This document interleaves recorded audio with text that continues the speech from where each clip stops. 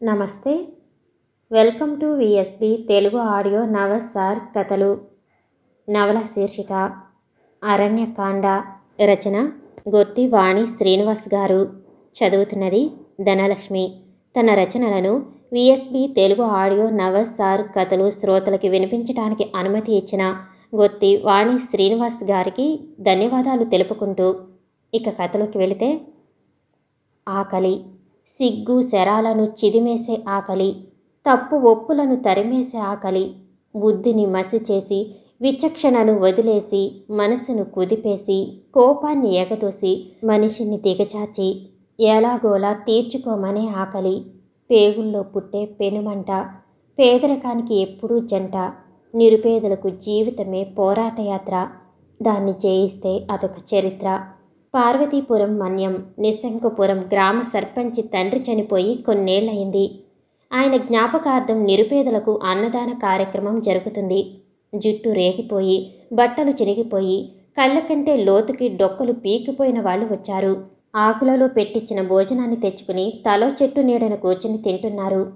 వరాల తల్లి అనారోగ్యంతో ఆకలి బాధ తేలికపోవటం ఒక రకంగా అదృష్టం. 25 ఏళ్లు నిండని వరాలకది శాపం. ఇంట్లో చిల్లిగవ్వలేదు, తినేందుకు సరుకులు కూడా లేవు. వాళ్ళు సగం తిని విసిరేస్తున్న విస్తళ్ల వైపు చూసి ఒక్క క్షణం నేను వాళ్లలా అయ్యుంటే బాగుండేది అనిపించింది.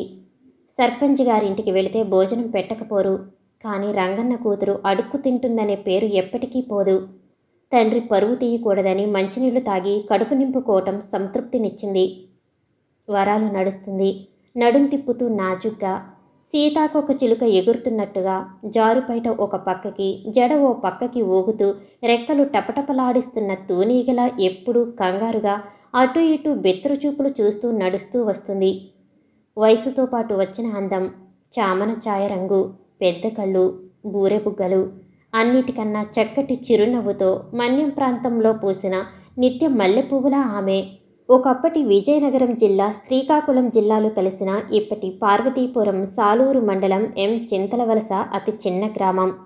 విద్య, వైద్యం, బస్సు సౌకర్యాలు మునిపటి కన్నా కాస్త ముందుకొచ్చాయి ఆ గ్రామానికి. కేవలం 5 కిలోమీటర్ల దూరం వెళితే చాలు నాగరిక సౌకర్యాలను అందిపుచ్చుకునేందుకు. కానీ అప్పుడప్పుడు ఆ 5 కిలోమీటర్ల దూరమే గర్భిణీ స్త్రీల పాలిట శాపంగా మారుతుంది. లోకల్లో ప్రైవేటు వైద్యులు 2 ఉన్నా వారు సరైన వైద్య విద్య పట్టభద్రులు కాకపోవటం వల్ల దగ్గరలోని ప్రాథమిక ఆరోగ్య కేంద్రానికి అత్యవసరంగా వెళ్లాల్సి వచ్చినప్పుడు మాత్రం ఇబ్బంది తప్పదు. చిత్తడిగా ఉండే మట్టి రోడ్లపై కష్టతరమైన నడక సాగిస్తుంటారు అక్కడి వారు. ఎప్పటి నుంచో వెనకబడిన ప్రాంతం ఇప్పుడిప్పుడే మౌలిక సదుపాయాలను అందిపుచ్చుకుంటూ తప్పటడుగులు వేస్తున్న పసిపాపలా ఉంది. కేంద్ర రాష్ట్ర గిరిజనాభివృద్ధి ఫలాలను కొద్దిగా చవిచూస్తుంది. వరాలు రైతు కూలి రంగన్న కూతురు. రంగన్న ఒకప్పుడు 2 ఎకరాల రైతే. తాగుడు వ్యసనం అతన్ని బికారిని చేసింది, భార్యని చంపుకునేలా చేసింది, కొడుకుని అడవిలో అన్నలలో కలిపేసింది, పెద్ద కూతుర్ని అనామకుడితో పారిపోయేలా చేసింది అంటే పుట్టిన ఊళ్ళో దర్జాగా పెరిగి పెద్దైన రంగన్నని తాగుడుకు బానిసను చేసేసింది ఒక్కటే. అతను ఎంతగానో ప్రేమించే అతని తల్లి మరణం. ఒకప్పుడు గ్రామానికి నీటి సౌకర్యం లేదు. దూరంగా ఉన్న గోముఖి నదిలోంచి నీళ్లు తీసుకువచ్చేవారు అక్కడి వాళ్లంతా. రోజుకు 30 కుండల నీళ్లు మోసేది. సొంతంటి అవసరాలకు నీళ్లు మోసాక సర్పంచ్ గారింటికి కూడా రోజు కావిళ్లతో నీళ్లు మోసేది. కొన్నేళ్లు గడిచాక నడుం జారిపోయి నీళ్లు మోయలేక పాచి పనులు చేసేది. ఒకరోజు చీకట్లో పాము కరిచి అక్కడికక్కడే చనిపోయింది. తల్లి మరణం అతని జీవితంలో వెలితిని నింపింది. భార్య ఉన్నా ఆమె అమాయకురాలు. భర్త బాధని అర్థం చేసుకుని అతన్ని ఓదార్చటం ఆమెకు తెలియదు. మనసు చెదిరిన రంగన్న భార్యని 3 పిల్లల్ని పట్టించుకోకుండా కొన్నాళ్లు ఎటో వెళ్ళిపోయాడు. అతని కొడుకు గోపికి 16 ఏళ్లు. ఉడుకు రక్తం. చిన్న వయసులో పెద్ద వయసున్న మగపిల్లలతో స్నేహాలు అతన్ని చెడ్డతోవ పట్టించాయి. చదువు అబ్బకపోగా తిరుగుబాటు ధోరణి అలవర్చుకున్నాడు. పేదరికానికి కారణం పెత్తందారుల ధన దాహమని, దోచుకునే వాళ్ల నుండి డబ్బు కొల్లగొట్టి ఊరు ప్రజలకు పంచుతానని బయలుదేరాడు. కొందరు గ్రామ యువకులను కూడగట్టుకుని పక్కనున్న అడవిలో మకాం పెట్టి ఇంటికి రావటం తగ్గించాడు. ఇవేమీ తెలియని తల్లి అతని కోసం అడవికి అన్నం పట్టుకెళ్లి ఇచ్చేది. తిరుగుబాటుదారుడుగా మారి రాత్రిపూట నగరానికి వెళ్లి గొప్పవాళ్ల ఇళ్లను కొల్లగొట్టేవాడు. ఆ డబ్బుని తన గ్రామ ప్రజల బాగు కోసం ఉపయోగిద్దామనుకున్నాడు. కానీ అతని తోటి తిరుగుబాటుదారులు అందుకు ఒప్పుకోలేదు. ఈ డబ్బుతో మనం గన్నులు, పిస్టళ్ళు, మనకి కావలసిన ఇతర వస్తువులు చాలా కొనాలి. మనం ఇంకా పటిష్టమైన బృందంగా ఏర్పడాలంటే వేరే బృందాలను మనతో కలుపుకోవాలి. వాళ్ళకు మందు సంబరాలు చెయ్యాలి. అందుకు కొంత డబ్బు కావాలి అని అతన్ని వారించారు. అది అలా ఉంటే వరాలు అక్క సీతాలు గ్రామంలో ఉండే కొందరి మేకల మందలకు కాపలా కాస్తుండేది. పొద్దున మేకల్ని కొండ దగ్గరికి తోలుకెళ్ళి మేపి సాయంత్రానికి తోలుకొచ్చి వాళ్ళకి అప్పచెబుతుండేది. అలా చేసినందుకు తలా కొంత డబ్బు ఇచ్చేవారు. ఒకరోజు ఉదయం మేకలు తోలికెళ్లిన ఆమె ఇంటికి తిరిగి రాలేదు. సాయంత్రానికి మేకల మందలు కొండ దగ్గర అరుస్తుంటే ఊరివాళ్లు చూసి తోలుకొచ్చారు. ఆమె ఏమైందో తెలియదు, ఎటుపోయిందో తెలియదు. ఎవరో చెప్పారు పార్వతీపురం బస్సెక్కి విశాఖ వెళ్ళిందని. కొందరు గ్రామస్తులు విశాఖ వచ్చి వెతికినా ఆమె జాడ తెలియక తిరిగి వచ్చేశారు. ఎవరో గాజువాకులో ఉందని, కొందరు సింహాచలంలో చూశామని రకరకాలుగా చెప్పారు.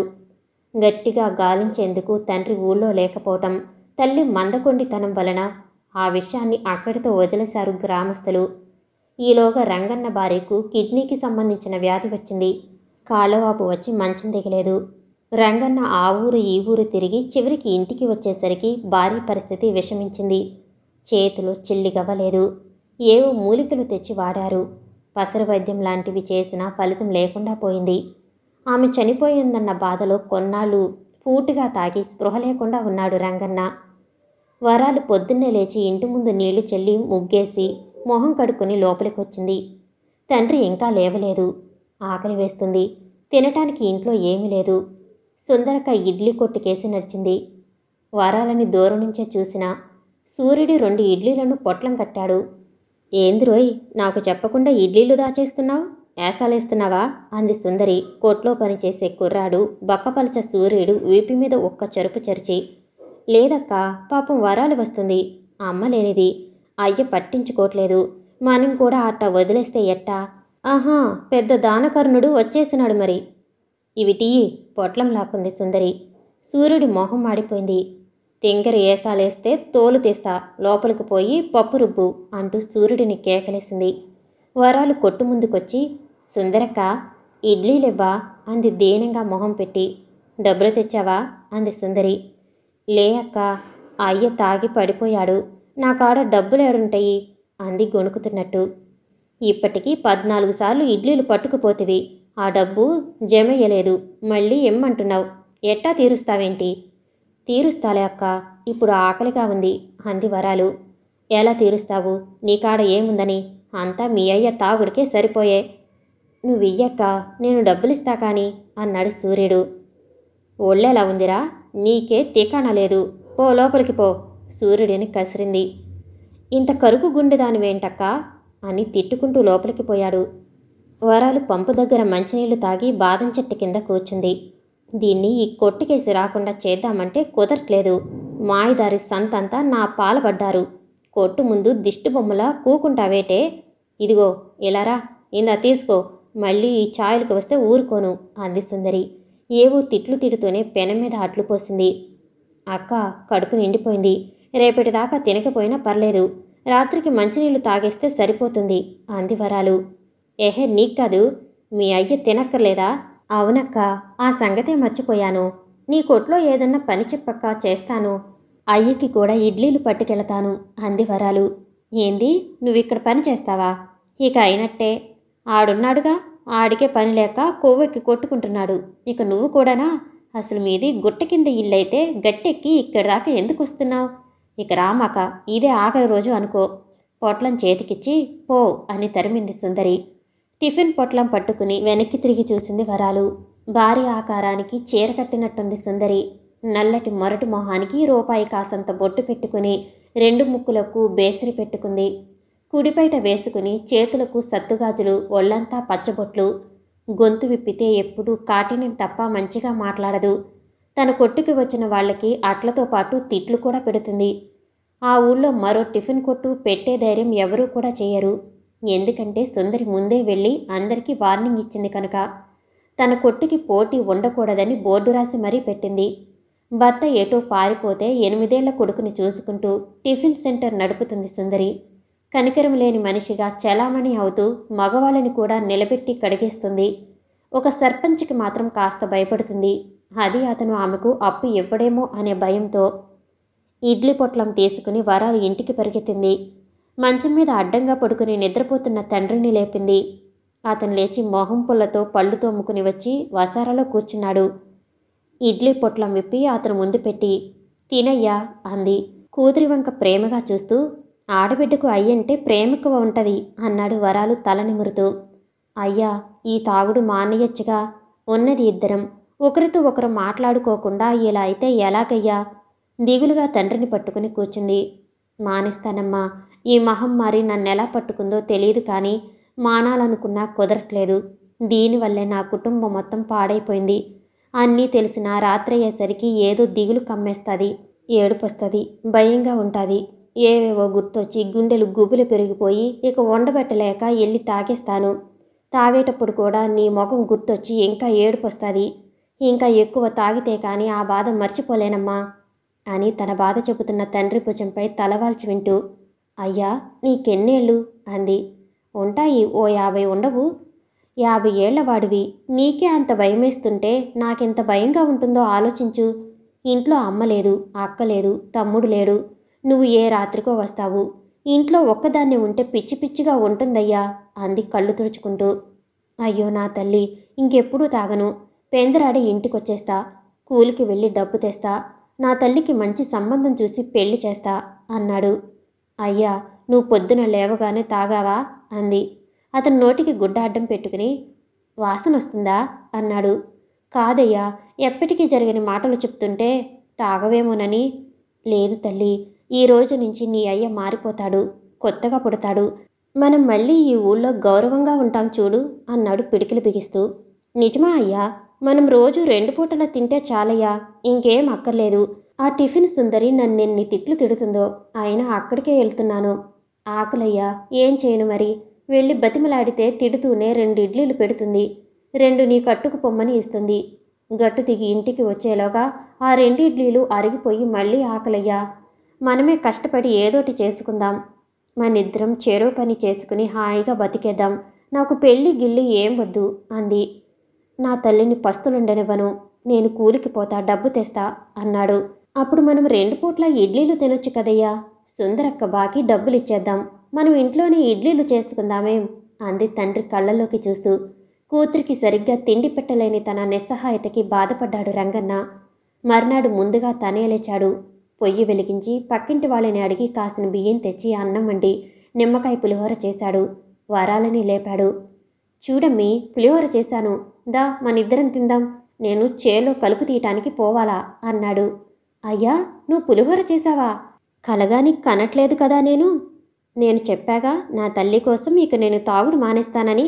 కష్టపడి పనిచేసి డబ్బు సంపాదించి నా బిడ్డని పోషించుకుంటానని. నిజంగా ఎంత సంతోషంగా ఉందో చెప్పలేనయ్యా. మన అన్నం మనమే వండుకుని తింటే ఎంత బాగుంటుందో. మనల్ని ఎవరూ తిట్టరు. ఇందాకే నాకు సుందరక్క కల్లోకొచ్చిందయ్యా.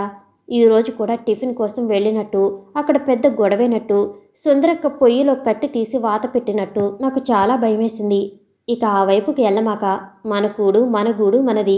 నీ అయ్య నీకేది తక్కువ చెయ్యడు అన్నాడు పులిహోర అరటి ఆకుల్లో సర్దుతూ. అబ్బా, ఎంత బాగా చేశావో! నీకు వంట బాగా వచ్చా అంది వేళ్లు చప్పరిస్తూ. ఓ, మా బాగా వచ్చు. మామయ్య నదికి వెళ్ళి వచ్చేలోగా నేనే వంట చేసేవాణ్ణి.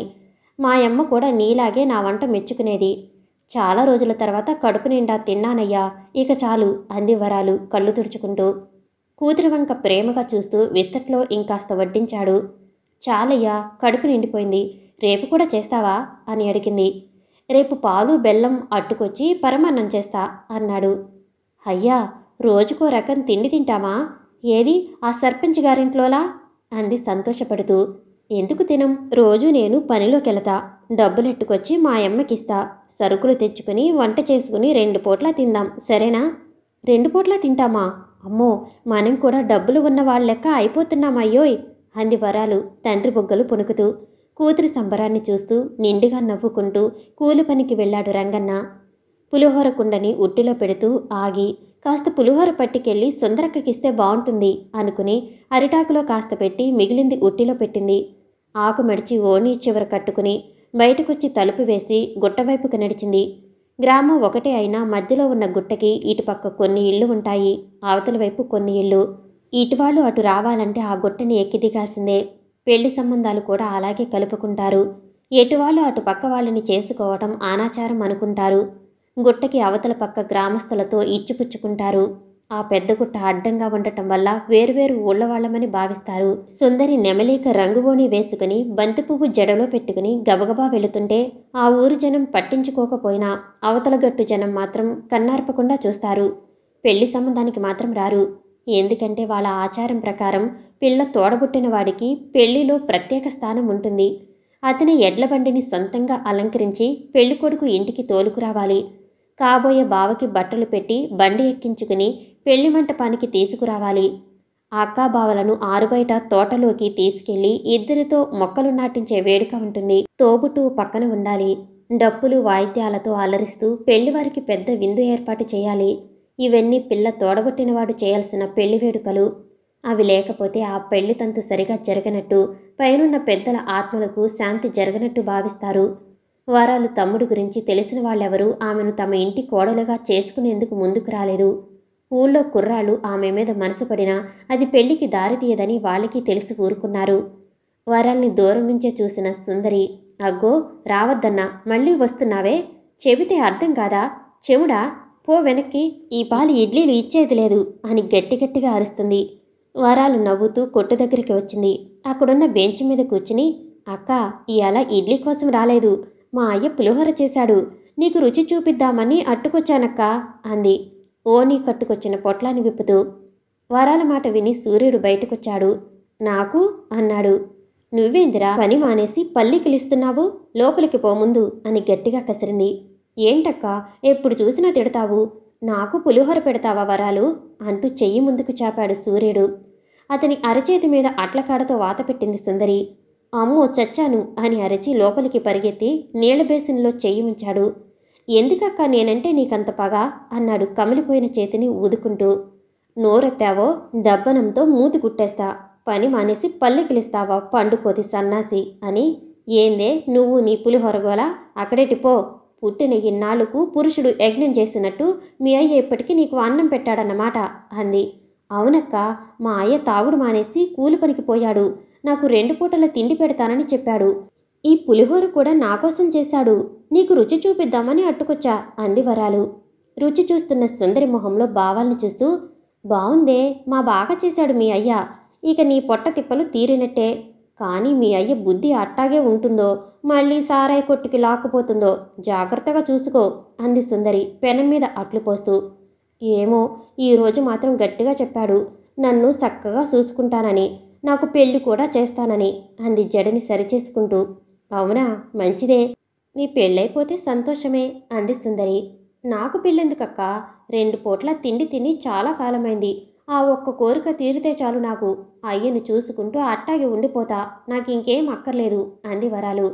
అట్టాగే ఉండిపోతే నీ అందం అడవిగాసిన ఎన్నిలైపోదా, చేసుకోవాలి సుందరి అంటుండగానే, నాతోరా, పెళ్లి కాకుండానే తల్లివైపోదు గాని తాగి ఊగుతూ అక్కడికొచ్చిన పాపారావు మాటలకి సుందరి, ఒరేయ్ ఒళ్ళు తిమ్మిరెక్కిందా, పిచ్చివాగుడు మాని ఇక్కడి నుంచి పోతావా పోవా అంది గుడ్లు ఉరిమి చూస్తూ.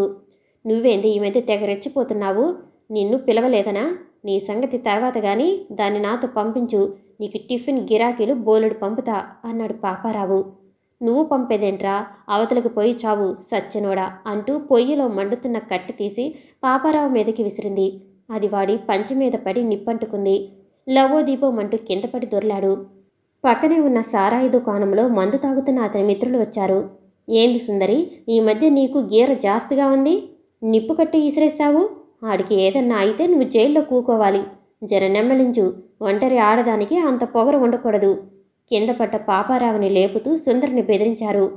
పాపాత్ముడు అప్పుడే ఎందుకు చేస్తాడు, ఆడు ఇంకో పాలి నా కొట్టుకాడికొచ్చి పిచ్చి కూతలు కూస్తే పుచ్చ పగులుతాదని చెప్పు అంది సుందరి కట్టెలు పొయ్యని గొట్టంతో ఊదుతూ. ఈడు నిన్నేం అనలేదుగా, దాన్నంటే నీకెందుకు అంత కోపం తన్నుకొస్తుంది, ఎక్కువ మాట్లాడుకు నా దగ్గర, అది నా బిడ్డలక్క, దాన్నంటే నన్నన్నట్టే, దానివైపు ఎవడన్నా కన్నెత్తి చూస్తే గుడ్లు పీకేస్తా. సుందరి రూపాన్ని చూసి భయపడి వెళ్ళిపోయారు వాళ్ళు. ఎదవలని ఎదవలు, ఊరికి పనికొచ్చేటోడు ఒక్కడు లేడు. ఆడపిల్ల కనిపిస్తే చాలు అచ్చొసిన ఆంబోతులా వస్తారు మాయదరి సచ్చినోళ్ళు. సుందరి తిట్లకి అందరూ పోగే చూస్తున్నారు. వరాలు, నువ్వు ఏళ్ళే కూకుంటే ఎట్టా, ఇంట్లోకి పదా అని వరాలని లోపలికి తీసుకెళ్ళింది సుందరి. అక్క, నువ్వింత మంచిదాని అనుకోలేదు. నా కోసం వాళ్ళతో పోట్లాడావు. అప్పుడు నిన్ను చూస్తే నాకు భయమేసింది. నీకు వాళ్ళు బాగా దడిశారక్క అంది వరాలు. ఈ మాత్రం నోరు లేకపోతే బతకలేమే. ఆడదాన్ని తక్కువగా చూసేటోళ్ళకి ఇలాగే గట్టిగా సమాధానం చెప్పాలి అంది. సుందరక్క, ఏమో అనుకున్నాను కానీ వరాలంటే నీకెంత పేమే. దానికోసం ఇవాళ గొప్ప తవ్వు పెట్టుకున్నావు.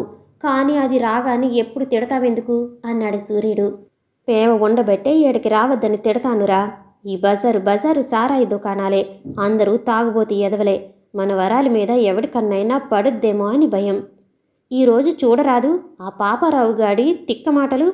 అందుకనే ఈ పక్కకి రావద్దంటాను. నువ్వుట్టి అమాయకురాలివి. త్వరగా నీకు పెళ్లి చేయమని మీ నాన్నతో చెప్తా ఉండు అంది సుందరి. నాకెందుకక్క పెళ్ళి? మనల్ని ఎవడూ నెత్తినెట్టుకుని చూడ్డు అంది వరాలు. అదేంటి అట్టంటావు? పెళ్ళైతే రక్షణ ఉంటాది అంది సుందరి. మరి నీకేదక్క రక్షణ? నీకు పెళ్ళైందిగా. వరాల మాటకి అంతటి మనిషి వలవలా ఏడ్చింది. బాగా చెప్పావే. నన్ను కట్టుకున్నాడు నా నోటికి దడిసి పారిపోయాడనుకుంటారు కానీ ఆడు వేసిన తలతిక్క ఏసాలు ఎవడికి కనబడవు. ఒళ్ళు పుచ్చిపోయి పుట్టెడు జబ్బు తెచ్చుకున్నాడు. అయినా ఆడిని నేను ఇడిచిపెట్టలేదు. కానీ నన్ను వ్యాపారంలో దింపాలని చూశాడు చూడు. అప్పుడే నేను భద్రకాళినయ్యాను. ఆడిని మెడపెట్టి ఇంట్లోంచి గెంటేశాను. నా కాళ్ళ మీద నేను బతుకుతున్నాను. నోరు చేసుకుంటేనే ఊరు ఉండనిస్తుందని తెలుసుకున్నాను. ఇదిగో ఈ చంటాడి కోసం బతుకుతున్నాను. సుందరి మాటలలోని బాధని అర్థం చేసుకున్న సూర్యుడు, నువ్వు కొబ్బరికాయవి, పైన గట్టి పెంకు, లోపల తీపి నీళ్ళు. నీ కథ విన్నాక చాలా బాధగా ఉందక్క అన్నాడు. నువ్వు ఉండరా, బాధపడుతూ కోకుంటే ఏటొస్తుంది. కష్టపడి ఒళ్ళు వంచి పని చెయ్యాలి, సంపాదించాలి. మనని నమ్ముకున్న వాళ్ళని ఓ దారి చెయ్యాలి. అది అసలైన పద్ధతి. ముందు దీని పెళ్లి గురించి చూడాలి అంది. చదువులేని నన్నెవరు చేసుకుంటారక్క? కూలో నాలో చేసుకునేటోడు చేసుకున్నా అప్పుడు నేను కూలి పనికి వెళ్ళాలా? దాని బదులు నా సొంతంగా ఏదైనా పని చేసుకుని అయ్యతో కలిసి ఉంటే అదే హాయి కదక్క. ఎప్పటికైనా పెళ్ళి తప్పదే పిచ్చి మొహమా. ఎప్పుడు నది పొంగిద్దని ఊరిడిచి పారిపోతామా? నీకు మంచి మొగుడే వస్తాడులే, ఏం భయపడబాక. తోడబుట్టినోడు లేని నన్ను ఎవరు చేసుకునేందుకు ముందుకొస్తారక్క నీ పిచ్చిగాని అంది. నేనున్నాను గవరాలు. నేను నీ తోడబుట్టినోడి లెక్క అనుకోవే. నేను దగ్గరుండి బావని బండెక్కించుకుని ఎత్తుకొస్తా అన్నాడు సూర్యుడు హుషారుగా. ఓరి నీ బండబడా, నువ్వా అంటూ ఒళ్ళంతా కదిలిపోయేటట్టు నవ్వింది సుందరి. మరి కాదేటి, సొంత తోబుట్టువులు లేకపోతే పెళ్ళాగిపోద్దా ఏంటి? ఉన్నోళ్లతో కానించుకోవాలి గాని అన్నాడు సూర్యుడు. బాగా చెప్పావురా. ఈ ఆల్ట నుంచి వరాలికి నువ్వు రక్షణగా ఉండాలి మరి అంది సుందరి. అట్టయ్యాక ఎవడన్నా వస్తే మాడు పగలగొట్టను అన్నాడు జబ్బల్ని చరుచుకుంటూ.